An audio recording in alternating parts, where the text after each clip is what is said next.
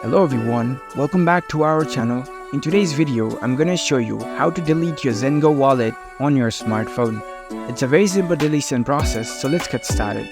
First of all, unlock your phone and make sure you are connected to the internet. And launch the Zengo app on your phone. After you open the app, log into your account if you haven't already. After you are logged in, you will see this interface of the app. In order to delete your Zengo wallet, it is better to first delete your Zengo account. So here you can see the settings option at the bottom, tap on it. In the settings page, you need to scroll it to the bottom.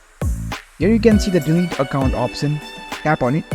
A confirmation pop-up will appear.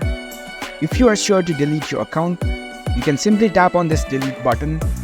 To finalize, you may need to enter your password or authenticate using your biometric data. And after that, you've successfully deleted your Zengo account.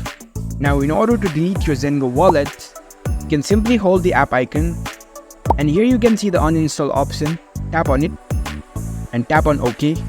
After that, you have successfully deleted the Zengo wallet along with the Zengo account. If you found this video helpful, don't forget to give this video a thumbs up and subscribe to our channel for more tech tips. Thank you for watching.